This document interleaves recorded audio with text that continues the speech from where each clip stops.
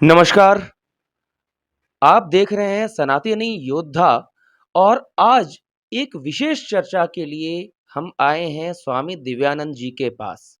स्वामी दिव्यानंद जी आध्यात्म के साथ ही सनातन धर्म के प्रति लोगों को जागरूक करने के लिए अपना तन, मन, धन लगाते रहे हैं और हमेशा सामाजिक सौहार्द बनाने के लिए पूरी तरह से प्रयासरत रहे हैं। हालाँकि आज का जो विषय है, हमारे देश में, हमारे समाज में इस समय जो परिस्थितियाँ चल रही हैं, उन्हीं विषयों पर कुछ चर्चा हो रही है। स्वामी जी, अभी आपने देखा होगा पिछले कुछ दिनों में हमारे देश में विभिन्न मुद्दों को लेकर तरह-तरह के उपद्रव हो रहे हैं, हंगामे हो रहे हैं। ख़ासकर एक विशेष वर्ग द्वारा उनके सर्वोच्च जो भी जिन्हें वो मानते हैं, उनके नाम को लेकर, उनकी निंदा की जाने की बात को लेकर एक अलग तरह का माहौल बना दिया गया है। देश की स्थिति अभी बहुत ही अजीब हो गई है। इसे देखते हुए आप क्या कहना चाहेंगे? दोनों समुदाय को, हर पक्ष को आप क्या सुझाव देना चाहेंगे? सबसे पहला, जो भी व्यक्ति धार्मिक है, वो किसी धर्म समुदाय पंथ को मानने वाला हो, तो धार्मिक व्यक्ति कभी भी किसी धर्म को गलत नहीं कर सकता। टिप्पणी करना एक अलग विषय है कि किसी ने अगर कोई टिप्पणी कर दी, उसमें कितनी सत्यता है या नहीं है, या दूसरी बात सत्यता हो ना हो दूसरी बात, किसी को अधिकार नहीं बनता किसी के बारे करने। लेकिन कुछ कॉमन चीज़ें, सामान्य बातें हैं जो सामान्य चर्चा में है, लेकिन अगर किसी व्यक्ति विशेष ने बोल दिया तो मुद्दा बन गया।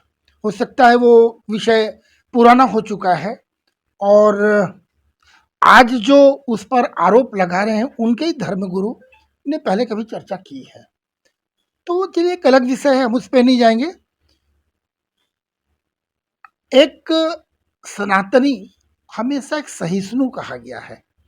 हमारी शिक्षा, हमारा संस्कार बाल्यकाल से ही एक ऐसा सिखलाया जाता है कि मनुर्भव। कोई सिखलाता है तुम मसीही बनो, कोई कहता है तुम मोमिन बनो, लेकिन मात्र एक हिंदू, एक सनातनी है जिसे एक बाल्यकाल से सिखलाया जाता है मनुर्भवो, एक मनुष्य बनो।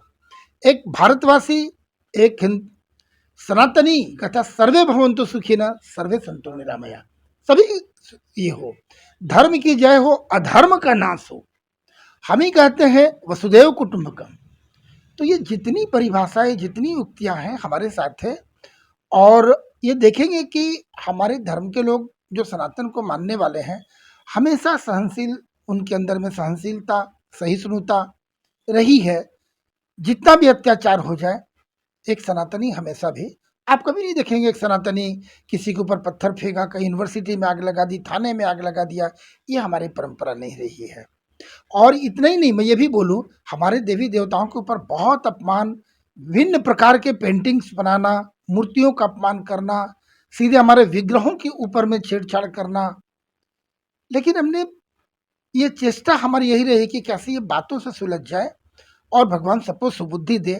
हमने इस प्रकार का विद्रोह कभी नहीं किया जो विध्वंसकारी है, क्योंकि हमारी ना संस्कृति ऐसी है, ना ही हमारी शिक्षा ऐसी है। तो प्रश्न ये उठता है कि सनातनी जो हैं, हिंदू जो हैं, जो बाल्यकाल से, सनातन काल से सिखाया गया है सहिष्णुता और सहनशीलता, ये कहीं सनातन धर्म के ऊपर, सनातनियों के ऊपर अभिशाप तो नहीं बन रहा?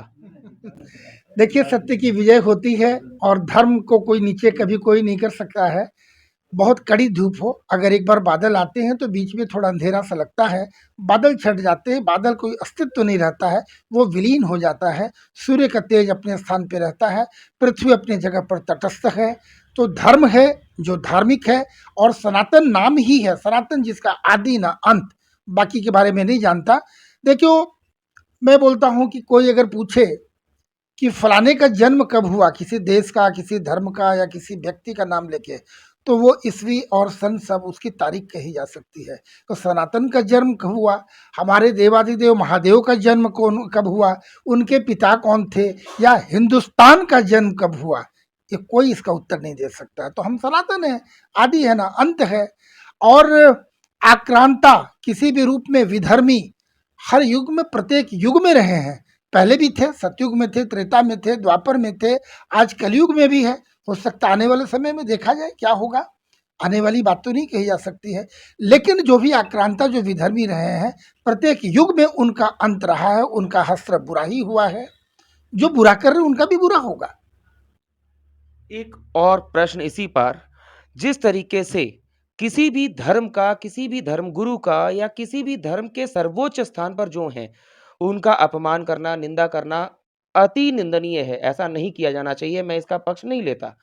लेकिन जिस तरीके से विभिन्न देशों में, विभिन्न समुदायों में ईश निंदा नामक कानून का उपयोग किया जाता है, तो इसी प्रकार क्या हमारे देश में प्रभु निंदा कानून नहीं बनाया जा सकता या बनाए जाने की आवश्यकता नहीं है क्या?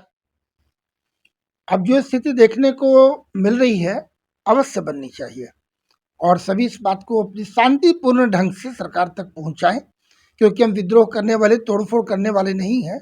आवाज़ शांति ढंग से, शांतिप्रिय ढंग से आवाज़ उठनी चाहिए, जानी चाहिए, क्योंकि अब जो हमारे देवी देवताओं का, विग्रहों का जो अपमान हो रहा है, अब वो सहनीय नहीं है।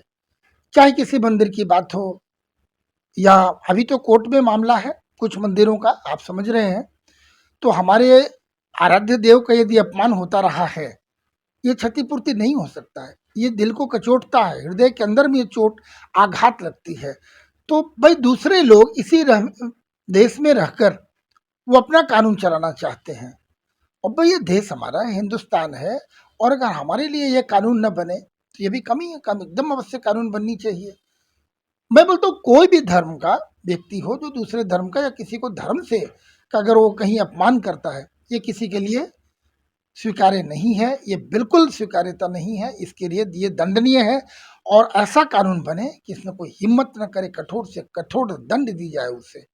दूसरे लोग तो अपनी तरफ से फरमान जारी कर देते हैं, हमारे यहाँ वो परंपरा नहीं है, आगे भी नहीं होनी चाहिए। हमारे लिए कानून है, कानून व्यवस्था को हम हमेशा सम्मान देते रहे हैं। कानून है, नियम बने हैं, जो शास्त्र सम्मत, जो कानून सम्मत है।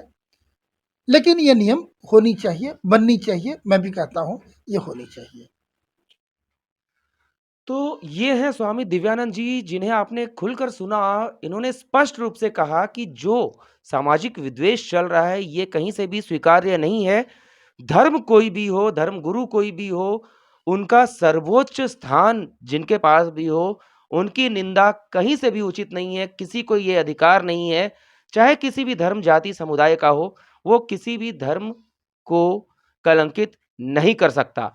जिस प्रकार हमारे देश में, विदेशों की बात ही छोड़ दें, हमारे अपने देश में जिस प्रकार सनातन धर्म को, हिंदुत्व को, हिंदू धर्म के देवी देवताओं को बार-बार इस तरीके से इनके ऊपर कुठाराघात करने का प्रयास किया जाता रहा है, ये तो कहीं से भी स्वीकार्य नहीं है और ना होना चाहिए। हमारे प्रश्न पर इन्होंने स्पष्ट रूप से स्वीकार किया और कहा कि जैसे और लोग ईश निंदा कानून की बात करते हैं, हमारे देश में भी प्रभु निंदा कानून बनना चाहिए और उस कानून के तहत प्रभु, देवी देवताओं, हमारे आराध्यों की निंदा या उनका अपमान करने वालों को कठोर से कठोर दंड दिया जाना चाहिए। चूंकि सनातनी हैं, हिंदू हैं, इन्होंने उपद्रव को कभी बढ़ावा नहीं दिया। इनका समाज जो रहा है शुरू से सहनशीलता और सहिष्णुता का पालन करता आया है, पाठ पढ़ाता आया है। इसलिए स्वयं अपने हाथ में कानून लेने की बात तो सोचना अभी गलत होगा, परंतु सरकार से ये मांग अवश्य उठाई जा रही है कि हमारे देश में एक कठोर कानून बने, जो प्रभु निंदा को लक्षित करके बनाया जाए, ताकि किसी की भी ये हिम्मत ना हो सके कि देवी देवताओं की, हमारे आराध्यों की किसी भी तरह से अपमान करने का कोई भी साहस कर सके। सनातनी योद्धा के लिए डॉक्टर विवेक पाठक आपके सामने मैं शीघ्र ही उपस्थित होऊंगा एक और नए वीडियो के साथ। नमस्कार।